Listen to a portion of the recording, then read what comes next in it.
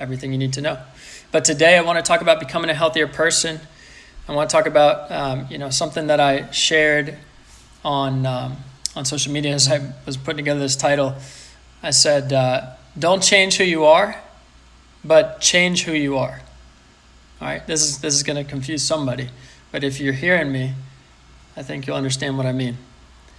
All right, so don't change who you are, but change who you are. If you're watching, go ahead and share this with somebody, because this is a lie that people believe. They don't understand this, and it confuses them. All right, people say that I am who I am, and that's just the way I'm made to be. And there's a reality that exists within that you are who you are, and that's just the way you're made to be, sure. But unless you actually have understanding of your God-given identity, unless you understand how God made you and his design for you, well, then you might be living in a reality that is not your fullest potential, that is not in alignment with the character of who he made you to be. You might be somebody who uses your reality as an excuse not to change. And if that's you, if you've ever been confused by the idea of people saying, don't change who you are, I've said that. Don't change who you are, but change who you are. Because some of us are not living as God made us to be. And that's when it needs to change. That's when we need to change, because we are not living within the design, within the principles that he's made us to live. And so we need to become a better person. We need to become the person he's made us to be. And we can't do that unless we understand our God-given identity, what he designed for us. And we can't do that unless we understand that we're made in his image. And then if we understand we're made in his image, then that tells us we must need to understand who he is. What is his image? What is the character of God, and who did he create me to be? Because I'll tell you what, some of the thoughts that I had driving my mentality, the dominating thoughts that I had driving my mentality growing up into my 20s, some of those thoughts, that is not how God made me. That is not how I was born. Those are not things that I choose to agree with. The negativity, the beliefs about myself, the things that will keep you in bondage. It will keep us in bondage if we choose to come into agreement with them. Now, I titled this Becoming a Healthier Person, because the reality is, in order to become a healthier person, you got to change your perspective about who? God, yourself, and others. And it starts in that order. You got to change your perspective about God. You got to change your perspective about yourself, and your perspective about others will change too. Because when you change the way you see things, the things you see or the people you see start to change. So now think about this. When you change the way you see things, the things you see will start to change. That person doesn't, the spouse, the wife, the husband, the girlfriend, the boyfriend, the friend, the mentor, the whoever, that person doesn't have to change for you to actually see them change, right? For you to change the way you see them, and actually your dynamic and relationship with them changes. You can't control them changing. You can influence their change. Through what? Through yourself, becoming a healthier person yourself. And it's within our individual responsibility. It's within our control to actually take ownership over the perspectives that we've come into agreement with. It's within our control, our responsibility. That is true. But what's not necessarily within our control is what God reveals to you, or what God reveals to me. All we can do is ask and seek. All we can do is ask and seek. We can't necessarily have full understanding. And in fact, when we submit to God as authority, we give up our right to understand fully. When we submit to God as authority, we give up our right to understand fully. What that actually means is I don't have the right to know everything. That's what faith is. He's all-knowing. Not me. And whatever he chooses to reveal to me, well then, that's a gift that I get to receive. I didn't earn it. Now, in becoming healthier, I get to do what? I get to actually take responsibility for the gifts he's given me. I get to take responsibility for the revelation he's given me, for the understanding he's given me, for the understanding he's given me. I get to take responsibility for the things that are within my control. And that's what I get to actually work with. I don't have to strive and try and figure out all these things about other people. I don't have to try and come up with solutions and answers to questions that I just don't even know where to begin. I actually can just stay with what I have, and rather than trying to change the world, start working on myself. And that's the real key, is people have misunderstanding, and I did this for years, misunderstanding of where their attention is. Okay, they think that by putting their attention on on other people that that's like God's will for their life. And that might be true, but he also wants to do work in you, right? And so when I say understanding of where their attention is, or when we misunderstand like where we've placed our attention, we might think that we have our attention in the right places. And sure, maybe we have the right heart, but maybe there's actually some things that need to be done inside our own heart before we can actually be directing our attention to everyone else and making change and impacting the world and making a difference and all these other things. The difference starts with actually living a changed life yourself.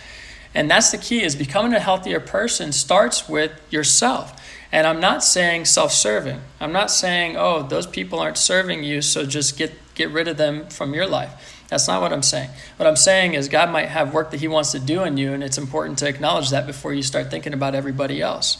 That's your starting point, right? Thinking about, what does God want to show or reveal to me? That's your starting point, all right? Don't change who you are in who God made you to be, but you got to change who you are in that you grew up potentially, like me, in some dysfunction, some negativity, whatever it might be that happened in different circumstances, situations, teams, schools, parents, friends, whoever was in your life might have passed down generational stuff to you unknowingly, consciously or unconsciously. They might have passed that down to you, and you might have chosen to come into agreement with that yourself, and it might have caused a lot of disruption and dysfunction, including actually a misperception of who you truly are. A misperception of who you truly are. And if you have a misperception of who you truly are, that's going to dictate your decisions, whatever your perception is. Whether it's a misperception of who you truly are or a correct perception, you're actually going to then operate from that place of those beliefs to make decisions, which are your behaviors.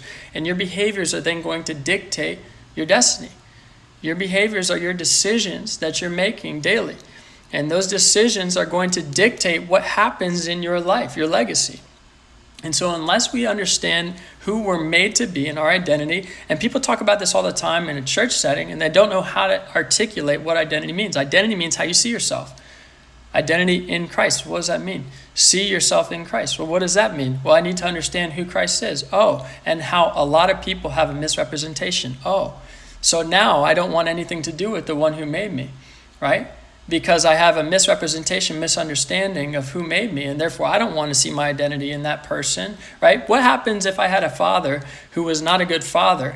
That's the one who made me. But then guess what? If I have that father who's not a good father and they made me, and I see that, I was made in their image, literally to look like them by DNA and genetics, and then I see, oh my gosh, that's not the person I want to be. Well, of course, I'm not going to want to see myself, my identity in that person, but it doesn't change that that's the one who made me. It doesn't change that's the one who made me. But the real key is understanding that you actually have a good father, and a lot of people want to carry over the baggage from their fathers on earth to their father in heaven, and that's just not a good representation, right? We all have these experiences in our own way. We need to understand, we need to actually kind of get a bigger perspective and understand how we see ourselves. And becoming a healthier person starts with getting a healthier perspective. It starts with getting some understanding of how do I actually see myself? If I'm real, if I'm super real with myself, do I actually limit myself because I see myself for my reality, not for who God made me to be? Sit with that for a second, right? You got to think about that sometimes.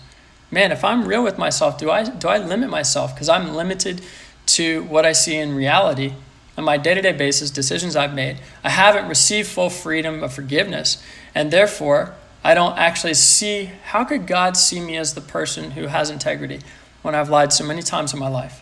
How could God see me as the person who actually has compassion when I've just literally not had anything but judgment for others?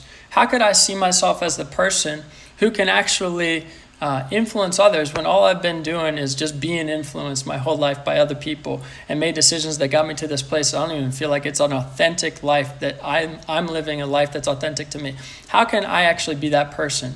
And these are hard questions that you have to wrestle with, but you break that cycle and pattern and you start to see that God has made you to be a certain way, and you can actually live into who he's made you to be once you actually receive forgiveness for the things that maybe you've done that are outside of your character, outside of who he's made you to be truly.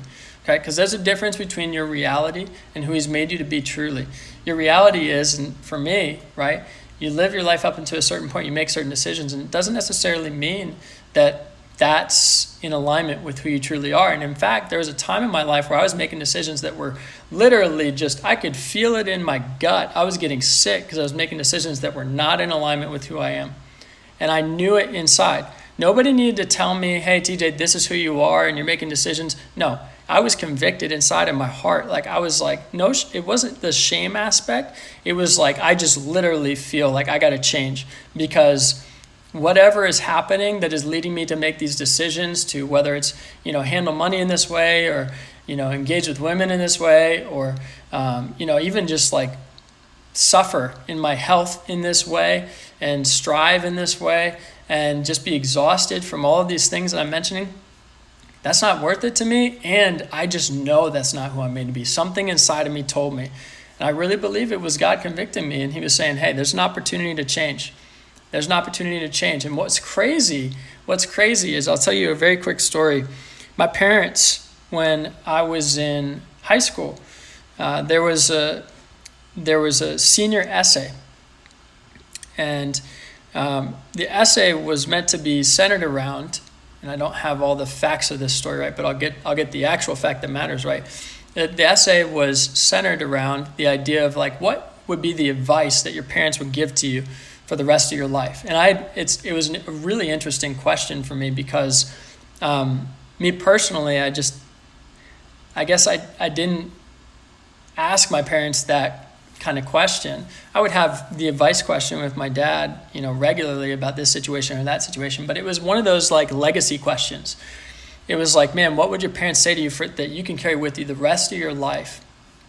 And my parents were actually very thoughtful about it. I think I was surprised because it was like a mutual thing. They were both thoughtful about it together. And normally it would be, mom can answer that question for you, or dad can answer that question for you. And I was grateful to have both to go to, but they were thoughtful together. And they both basically said one thing, and they said, be true to yourself.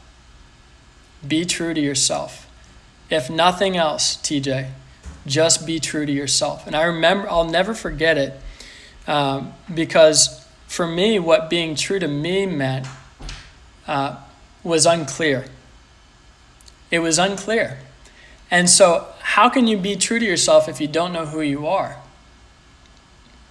And a lot of people struggle with that question. They don't know how to become the best version of themselves because, where are they going? Who's the person they're becoming? And I didn't necessarily fully understand the idea that you could have a reality that's different from who God made you to be. I didn't understand that difference. And so that realization is absolutely key for people to understand that you don't have to live in the bondage of who people have told you are. You don't have to live in the bondage of how you've behaved in the past. You don't have to live in the bondage of how you think. Just today in your thought life, what you think about yourself, the things you say to yourself, which I know you wouldn't say to somebody else, you don't have to live in that bondage. You don't have to live in that discouragement. You don't have to live in those expectations you'll never meet. What you need to live in is the understanding that God has made you with a specific design in mind, and that is good. He's made you with a specific character in mind, and it is of highest quality.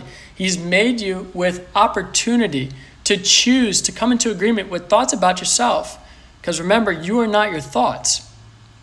You are not your thoughts. He's made you to come into alignment and agreement with those thoughts if you choose. And he's giving you some of those opportunities daily with those thoughts that pass by you. But guess what you're doing? And I know that people do this because I've done it. You're choosing the thoughts that are not empowering you. You're choosing the things that other people have said to you that you did not come into this world thinking. You're choosing to come into agreement with them. You're choosing to make them louder. And I really believe it's in the presence of God that we're actually going to make those things quieter. I really believe it's in the presence of God where you're going to actually hear his voice louder and the rest of the voices softer. And for a lot of people, because they haven't experienced like true presence of God, they've just experienced religion, they don't understand what that means. And I totally get it, because for me, I didn't either. But becoming a healthier person starts with becoming the person who is healthy and whole. Starts with surrounding yourself with what? The presence of God, the perfect person who is healthy and whole, who wants to impart that with you, on you, in you, He wants to give that to you in your thoughts. He wants to give that to you in your language. That's another key. He wants to give that to you in your decisions you're making daily, your behaviors, because your thoughts become your words, becomes your actions. And sometimes you might not have the words between your thoughts and actions, but you better believe that those words, that language will come up if asked about it. I know this because I listen to it. I see it all the time. I'm listening to people talk, right? On these private calls, I'm listening to people talk about themselves. They don't even know how they're talking about themselves, and we have to slow everything down because of the things that we have just become so accustomed to, so ingrained in our mind, so ingrained in our heart, just come out naturally. And so we start to believe the lie that that's how we're made naturally. And that's not necessarily the truth. Reality does not necessarily match your God-given true design and identity. And people need to understand that there's this thing called a choice about what you believe. I'm not telling you what to believe. I'm telling you have a choice. That's all I'm telling you. And what a lot of people want to tell you is that you don't have a choice and you need somebody else because you don't have a choice. I'm telling you, you have a choice, and you have to understand how significant and how important that is. That choice right there that you have about your decisions of what you do, what you come into agreement to with in your thoughts, that choice right there is the most powerful thing that you could have. That choice to believe in God or not is the most powerful thing that you can have. Nobody can ever take that away from you. Nobody. And if nobody can take that away from you, nobody can take away your power to change. Nobody can take away your power to be the person God made you to be. And a lot of people need to understand this to start getting healthy. A lot of people need to understand this to start understanding, wait, maybe me putting my flag in the ground and saying, I'm not going to change who I am is not healthy because I don't necessarily know who I'm made to be. Maybe what I need to really understand is how God designed for me to be. Maybe I need to understand who He is and that He has characters. He has a character and He has qualities. Now, here's a good example of what I mean by this. I talk about hearing God's voice a lot, and one of the things that I think people get confused by is the idea of hearing God's voice and not being able to discern if that's Him or not. And when you spend enough time with God, you start to get to know God in an intimate way. Okay, you get to know His character. And this is the example I like to give, because when we're talking about having God-given identity, who He's truly designed you to be, you need to be able to actually understand who He's designed you to be. You need to hear His voice. You need to read Scripture. You need to be able to understand some of these things that He's saying about you. And that means you need to have some discernment. A lot of people can read Scripture and not have the discernment they need to understand that the Old Testament is actually there to encourage you and give you instruction. And if you don't see it that way, it's actually going to be maybe not the perspective that it was made for, right? Because it's going to actually give you a lot of discernment, a lot of encouragement, a lot of instruction, right? But you need to be able to see it in the way that God designs and intends it. And He'll be able to highlight how to see some of these things through what? Hearing His voice. And I'm not necessarily talking about audibly, okay? I'm talking about these impressions, and we could go into that another time. But I want to give this key, because when it comes to understanding God's voice, people need to understand God's character. Because somebody from across the room, my wife, from across the room in a pre-COVID time when there were like parties, right? And it was super loud. And I'm in this like crowded place and I hear my wife yell my name. Guess what? That could be like, that sounds like my wife yelling my name and saying something. That's hearing God's voice. But you know what? The key is the discernment to know, is that something that she would say? In other words, if she's yelling at me disrespectfully, I know that's not her character. I know she wouldn't do that to me. And I know that although that might sound like her, that is not my wife. It gives me discernment, and that discernment is key. You got to be able to discern, because the enemy wants to do what? Deceive and destroy. So he's going to try and deceive you in hearing God's voice. Hey, it sounds exactly like my wife. But that's not something that she would say. She wouldn't condemn me or disrespect me. That's not her character. And therefore, I know, although it may sound like her, it's not. And that's really key for anybody who's trying to understand. And this is where people get tripped up, is they think, oh, yep, I got that impression because I've heard God's voice before. I understand what it means. I understand how it sounds. And it made sense and it worked in the past as far as the encouragement. There was something in it that I got this peace, got this another level of knowledge or revelation or whatever, and therefore I hear it again, but I have no real understanding of how to discern. And so I'll just blindly follow that without discerning whether that's of his character or not. And that can get you into trouble. And I had a lot of that trouble early on in learning to discern God's voice. I'm still growing and learning and discerning God's voice, of course. But especially early on, I really started to get confusion around this because I was like, man, I feel like, God, I know you're speaking to me in this way, but now I'm starting to hear or understand or believe things that I'm not entirely sure about because it seems like it could send me down a road that's really shaky, and maybe you do that, but maybe that's me acting in faith and just I need to trust you and not having clarity, right? And this is where confusion can set in.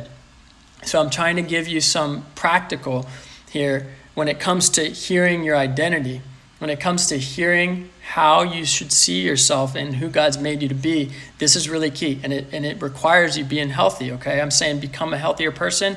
I'm trying to give you a way to become a healthier person so that you can not change who you are, but change who you are in learning how to discern, wow, okay, this is who God says I am. This is who God says I am. And I know it's him because I know his character. And because I know his character and because it sounds like him, I can trust him. And because not just in hearing him in the spirit, but in scripture, he's confirmed that to me. And so I can have that discernment. And a lot of people need to have greater discernment when it comes to not just God's voice and his character and what they choose to come into agreement with, but even just the thoughts that they have in their head to the people that they invite into their life and the authority that they give them, right? Some people are giving more authority, and I've been guilty of this. Some people are giving more authority to the stranger on the internet who wants to leave a comment than they are their own wife or their own husband. They're giving more authority to that person who's never met them or known them than they are the person who went through hell and back with them, loving them. Think about that. Think about what we choose to give authority to, who we choose to give authority to. And think about when you get stuck in your own mind around, man, this is who I am, I'm facing rejection or this or that, people are going to see me this way, if I change jobs and become this person. Think about all of the agreements you've made just by even posing those doubts, just by even posing that worry. Think about all the agreements you've made based on what people have said to you or done to you that have really just demeaned your value. By you limiting yourself immediately, you have come into agreement with what people have said about you that is not true. It's not true. And I'm talking about your inherent value in terms of what you offer the world. Sure, there's things you could create a business that could be the worst business ever and you're not getting any clients, customers, whatever, and you really got to start from scratch and learn your way in. Absolutely. That's true. Doesn't say anything about your inherent value. And for a lot of people, they mistake the two. They think their work is their worth. I've done this, right? And it's a process to separate the two. And that's where people get interwoven, and I'm talking specifically to the high achieving type of people. They get kind of mixed up, interwoven, thinking that because their work is their worth, if they suffer in their work or make mistakes in their work or don't have value in the way that work might see value and people at work might see value, then guess what happens? It says something about their worth. And that's not an accurate picture of who God made you to be, of who he's designed you to be. And somebody who truly lives free is going to live free from accusation, is going to live free from that expectation, from the judgment and rejection. And when I say that, it's not because they're a perfect person. I say it's because all they care about and all they give their attention to in terms of a full authority in their life of who God says they are, they give that to God. They don't give it to their pastor. They don't give it to their friend. They don't give it to their mentor or the person who wrote the book that they read from. They don't give it to their wife or their husband in unhealthy ways. They give it to God. And they say, God, this is who you say I am. And I, because I have fear of the Lord, want to be right with you first. I want to be right with you first. I don't care what all these other people say. I can take it as signals. And of course, I do give authority to my wife. Of course, I do give authority to friends to speak into my life. And the first and the last is with you, God. Beginning and the end, I fear you, God. And I'll take their thoughts, their comments, their suggestions into consideration. But ultimately, you have the final say. And that's what people need to understand. I really believe people need to understand for them to actually live healthy, become the person they're made to be. Because you don't need to change who you are, but you need to change who you are. You need to become the person you're made to be. And a lot of people are not getting this ingrained in their mentality. They're getting a totally different message. People are being told, don't change who you are. And I've even said that. And I share in context now what I mean by that. Okay? Because some of us, we really need to change who we are. Right? Because we are not acting in accordance. We are not acting in alignment. We are not being or becoming the person that God made us to be. And this is why I always kind of want to leave you with this, because I can sense the perfection mentality just kind of creeping in right now. This is what I want to kind of sense, or what I'm sensing that I need to leave you with is, you are not committed to perfection. Okay? One of the key mindset shifts for me has been the fact that, especially doing what I'm doing in coaching, one of the key shifts for me is I had this unhealthy expectation. I need to be perfect. Oh my gosh. Then you say you follow Jesus. Dang, you got to be really living up to the highest standard, above reproach. And there's truth to that. Of the things that you're aware of and responsible for, man, you got to do your darnest and put the people in places and practices together so that you can live up to your highest, all that stuff. Yes. But I'm not committed to perfection. I am committed to growth. And so if you're hearing this message and you're saying, gosh, this sounds like it could even be heavy. If God's made me to be this person, well, then it's safe just being me. It's better because then I have an excuse. Then I don't have to live in hypocrisy. Guess what? If you make a commitment to follow God and become the person He's made you to be and become healthy, what you're making a commitment to is Him and receiving the gifts that He's given freely.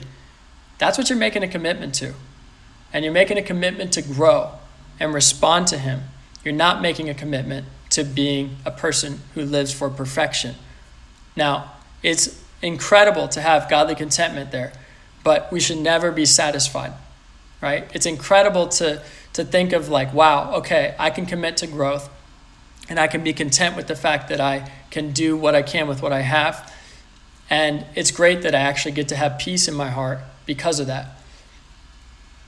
But that doesn't mean that I stop growing. It doesn't mean that I stop putting myself in situations where I actually get challenged to become the person I know I can be, including hard conversations, including setting healthy boundaries, including saying no to things that I used to do. And then when I slip and fall, going to the right people, being, as a friend said earlier today, radically transparent, and just bringing it all to the forefront and saying, wow, okay, I thought I was over this. This was the person I was. That person is obviously not dead. And I am susceptible like any human. So I would like some help in becoming a healthier person. And that's how you respond when things don't go the way you'd like them to go for the person that you're becoming. That's how you get healthy. You don't get healthy by hiding. You don't get healthy by pretending that everything is working. Okay? The way you get healthy is you come into the presence of God. You say, God, I know that you've created me in your image, and you've got a design that you've made me to be, and my reality might not match that. And I choose to change to become the person that you want me to be. I choose to change. I choose to commit and to agree with the beliefs that you have about me. I choose to receive the forgiveness you've given freely. I genuinely choose to receive the forgiveness you've given freely through Jesus for me. What do you want to speak to me? What do you want to show me? What do I need to do next? Because I know that in order to be healthy, I need to know who I truly am. And I cannot continue living under these ideas, which are lies, about my value, that I'm property. Some women have said to me that I don't have value, or I have to prove my worth. Some men have said that I am not loved as a son.